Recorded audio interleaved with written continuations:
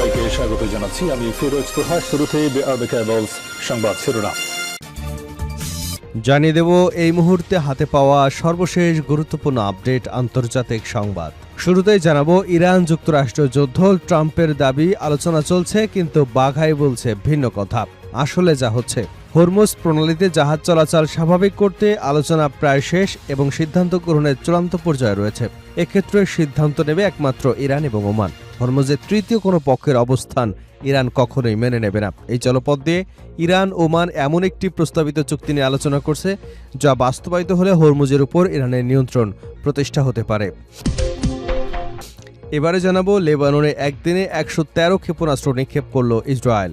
জাতিসংঘের শান্তিরক্ষী mission UNIFIL জানিয়েছে বুধবার ইসরায়েলি বাহিনী লেবাননের দিকে ১১৩টি প্রজেক্টাইল বা ক্ষেপণাস্ত্র নিক্ষেপ করেছে। জানাবো ইসরায়েলের সঙ্গে ঘনিষ্ঠ সম্পর্ক গড়তে চায় ভারত। মধ্যপ্রাচ্যের চলমান উত্তেজনার মধ্যে ভারতের প্রধানমন্ত্রী নরেন্দ্র মোদীকে টেলিফোন করেছেন ইসরায়েলের প্রধানমন্ত্রী বেঞ্জামিন নেতানিয়াহু। ফোনালাপে তারা মধ্যপ্রাচ্যের সাম্প্রতিক পরিস্থিতি এবং ভারত ইসরায়েল কৌশলগত অংশীদারত্বের বিভিন্ন বিষয় নিয়ে আলোচনা করেন। এবারে থাকছে 2 দিনে ১২৭৬ মসজিদ থেকে মাইক খুলে ফেলল পশ্চিমবঙ্গ সরকার। ভারতের পশ্চিমবঙ্গে শুভেন্দু অধিকারীর নেতৃত্বে বিজেপি সরকার ক্ষমতায় আসার পর মুসলমানদের উপর নিপীড়ন বেড়েছে। নামাজে বাধা দেওয়া হচ্ছে, মসজিদ ভেঙে ফেলা হচ্ছে, মাদ্রাসা গুঁড়িয়ে দেওয়া হচ্ছে। তারই ধারাবাহিকতায় এবার মসজিদ থেকে মাইক খুলে ফেলার সিদ্ধান্ত নিয়েছে রাজ্য পুলিশ। আর সেই লক্ষ্যে ইতিমধ্যে ১২৭৬টি মসজিদ থেকে মাইক খুলে ফেলা হয়েছে। দর্শক, ভারতের এই আগ্রাসন সম্পর্কে আপনি আপনার মূল্যবান মতামতটি কমেন্টসে জানিয়ে যাবেন। জানিয়ে দেব বাংলাদেশে ISI এর ভূমিকা থাকার অভিযোগে পাকিস্তানের প্রতিক্রিয়া। বাংলাদেশে ISI এর ভূমিকা থাকার অভিযোগ প্রত্যাখ্যান করেছেন পাকিস্তানের পররাষ্ট্র মন্ত্রণালয়ের মুখপাত্র তাহির আন্দ্রাবি। এবং সর্বশেষ জানাবো ইয়েমেনে সরকারি বাহিনীর উপর ক্যাম্পে হুতিদের হামলা, ৩০ সেনা নিহত। ইয়েমেনের মারিব এবং হাদ্রামাউত প্রদেশে সরকারি বাহিনীর সামরিক ক্যাম্পে হুতি গোষ্ঠীর হামলায় অন্তত ৩০ সেনা নিহত হয়েছেন বলে দেশটির সরকারি সূত্রের বরাতে জানিয়েছে রয়টার্স। আহতের সংখ্যা বাড়তে থাকায় নিহতের সংখ্যা আরও বাড়তে পারে বলেও জানানো হয়েছে।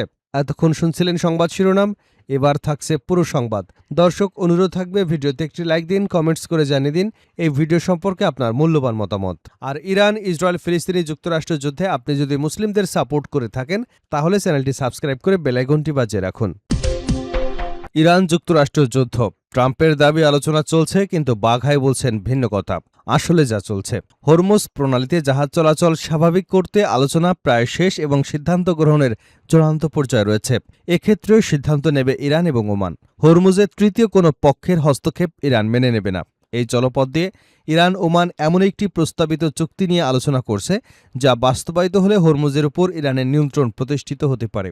ইরানের একজন জ্যেষ্ঠ সূত্র এবং মধ্যপ্রাচ্যের 2 কর্মকর্তার বরাত দিয়ে বার্তা সংস্থা রয়টার্স জানিয়েছে যুক্তরাষ্ট্র ও ইরানের মধ্যে 5 মাস ধরে চলা যুদ্ধের অবসান ঘটাতে এই চুক্তি গুরুত্বপূর্ণ ভূমিকা রাখতে পারে।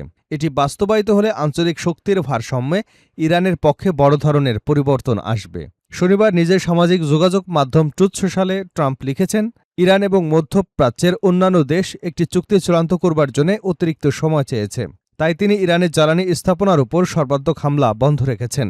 তার দাবি, ওই চুক্তির মাধ্যমে হরমুজ প্রণালী অবিলম্বে সম্পূর্ণ এবং পুরোপুরি খুলে দেওয়া হবে এবং ইরানের পারমাণবিক হুমকির অবসান ঘটবে। প্রেসিডেন্ট ডোনাল্ড ট্রাম্প দাবি করেন, হরমুজ প্রণালী পুনরায় খুলে দেওয়ার বিষয়ে ইরানের সঙ্গে আলোচনা চলছে এবং একটি সমঝোতা খুবই কাছাকাছি অবস্থানে আছে। এর আগে ইরানের জ্বালানি স্থাপনায় সর্বাত্মক হামলার সিদ্ধান্ত স্থগিত করবার কারণ হিসেবে এমন কথাই জানিয়েছিলেন ট্রাম্প। তবে যুক্তরাষ্ট্রের সঙ্গে কোনো আলোচনা চলছে না বলে জানান ইরানের পররাষ্ট্র মন্ত্রণালয়ের মুখপাত্র ইসমাইল বাঘাই। তিনি জানান, বর্তমানে শুধু ওমানের সঙ্গে হরমুজ প্রণালীতে জাহাজ চলাচলের নিরাপত্তা নিশ্চিত করবার বিষয়ে আলোচনা হচ্ছে। মার্কিন কর্মকর্তারা বারবার বলছেন যে বিশ্বের সবচেয়ে গুরুত্বপূর্ণ জ্বালানি বাণিজ্য পথের প্রবেশাধিকার ইরানের নিয়ন্ত্রণে দেওয়া হবে না। বুধবার ইরানের পররাষ্ট্র মন্ত্রণালয়ের মুখপাত্র ইসমাইল বাঘাই বলেন, হরমুজ প্রণালীর মাধ্যমে বাণিজ্যিক জাহাজ চলাচলের জন্য একটি নিরাপদ নৌপথ প্রতিষ্ঠার লক্ষ্যে তেহরান এবং মাস্কাটের মধ্যে আলোচনা চলছে। এখন চূড়ান্ত পর্যায়ে রয়েছে। হরমুজ প্রণালীর 2 উপকূলীয় রাষ্ট্র হিসেবে ইরান এবং ওমান গত 2 মাস ধরে এ বিষয়ে ধারাবাহিক আলোচনা চালিয়ে যাচ্ছে। বাঘাইয়ের মতে আলোচনা নিরাপদ নৌপথ প্রতিষ্ঠার কারিগরি, আইনি, নিরাপত্তা এবং পরিবেশগত বিভিন্ন দিক নিয়ে ইরানের সংশ্লিষ্ট কর্তৃপক্ষ বিস্তারিত পর্যালোচনা করেছেন। আলোচনায় উল্লেখযোগ্য অগ্রগতি হয়েছে এবং শিগগিরই এ বিষয়ে চূড়ান্ত সিদ্ধান্তে পৌঁছানো যাবে। লেবাননে একদিনে ১১৩ ক্ষেপণাস্ত্র নিক্ষেপ করল ইসরায়েল। জাতিসংঘের শান্তিরক্ষী মিশন UNIFLA জানিয়েছে, বুধবার ইসরায়েলি বাহিনী দক্ষিণ লেবাননের দিকে ১১৩টি প্রজেক্টাইল ক্ষেপণাস্ত্র নিক্ষেপ করেছে। UNIFI এর তথ্য অনুযায়ী ২১ জুনের পর এটি একদিনে সবচেয়ে বেশি আকাশ সীমা লঙ্ঘনের ঘটনা।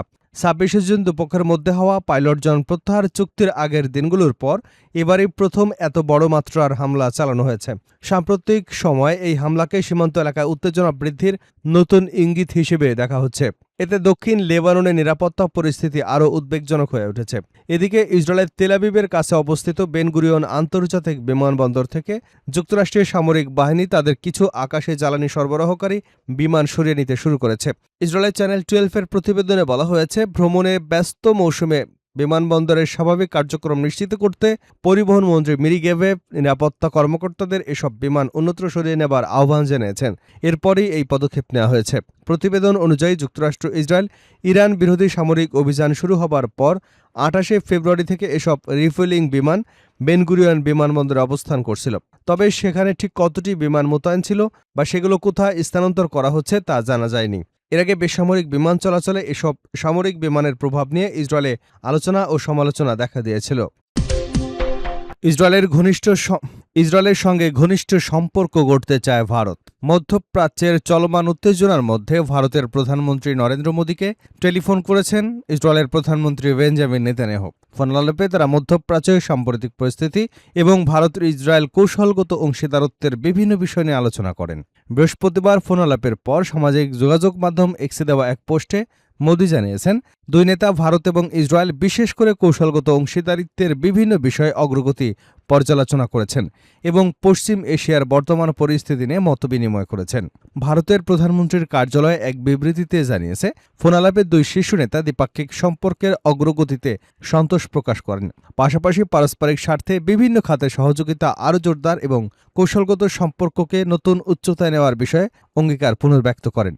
বিবৃতিতে আরও বলা হয়, ভবিষ্যতেও নিয়মিত যোগাযোগ বজায় রাখার বিষয়ে দুই নেতা একমত হয়েছেন। গত ফেব্রুয়ারিতে নেতানিয়াহুর আমন্ত্রণে নরেন্দ্র মোদীর উচ্চ পর্যায়ের প্রতিনিধি দল নিয়ে ইসরায়েল সফর করেন। ওই সফরে দুই নেতা ২০১৭ সালে মোদীর ইসরায়েল সফর এবং ২০১৮ সালের নেতানিয়াহুর ভারত সফরের প্রসঙ্গ স্মরণ করেন, যা দুদেশের সম্পর্কের একটি গুরুত্বপূর্ণ মাইলফলক হিসেবে বিবেচিত হয়। ফোনালাপে উদীয়মান প্রযুক্তি, সাইবার নিরাপত্তা, কৃষি, পানি ব্যবস্থাপনা, স্বাস্থ্য, উদ্যোক্তা উন্নয়ন এবং প্রতিরক্ষা ও নিরাপত্তা খাতে সহযোগিতা সম্প্রসারণের বিষয়েও আলোচনা হয়। ভারত এবং ইসরায়েলের পক্ষ থেকে জানানো হয়, শান্তি, উদ্ভাবন ও সমৃদ্ধির লক্ষ্যে বিশেষ কৌশলগত অংশীদারিত্ব আরও শক্তিশালী করতে উভয় দেশ কাজ করবে। দুই দিনে ১,২৭৬ মসজিদ থেকে মাইক খুলে ফেলল পশ্চিমবঙ্গ পুলিশ। ভারতের পশ্চিমবঙ্গে শুভেন্দু অধিকারীর নেতৃত্বে বিজেপি সরকার ক্ষমতায় আসার পর মুসলমানদের উপর নিপীড়ন বেড়েছে। ক্ষমতা গ্রহণের পর মুসলমানদের গরু কুরবানি সহ বিভিন্ন ধর্মীয় আচার নিয়ে বিধিনিষেধ আরোপ করা হয়। এবার মসজিদের মাইক খুলে ফেলার সিদ্ধান্ত নিয়েছে রাজ্য পুলিশ। শব্দ দূষণের অভিযোগের ভিত্তিতে রাজ্য জুড়ে মাত্র ২ দিনের অভিযানে প্রায় ১,৫০০ ধর্মীয় প্রতিষ্ঠান থেকে লাউডস্পিকার খুলে ফেলা হয়েছে। নির্ধারিত মাত্রার চেয়ে বেশি শব্দ সৃষ্টিকারীর কথা বলে ১,২৭৬টি মসজিদ থেকে এবং ১৯৯টি মন্দিরকে তাদের লাউডস্পিকার সরিয়ে ফেলতে নির্দেশনা দেয় পশ্চিমবঙ্গ পুলিশ প্রশাসন। টাইমস অফ ইন্ডিয়ার এক প্রতিবেদনে এ তথ্য জানানো হয়েছে। পুলিশের ঊর্ধ্বতন কর্মকর্তারা জানিয়েছেন, কোনো ধরনের বৈষম্য ছাড়াই সব ধর্মীয় প্রতিষ্ঠানের ক্ষেত্রেই সমানভাবে এই ব্যবস্থা নেওয়া হয়েছে। রাজ্যে প্রথমবারের মতো পরিচালিত এমন অভিযানে উপাসনালয়গুলোর পরিচালনা কমিটিকে তাদের মাইক সরিয়ে ফেলতে এবং শব্দ দূষণের বিধিনিষেধ মেনে চলতে উৎসাহিত করেছে পুলিশ।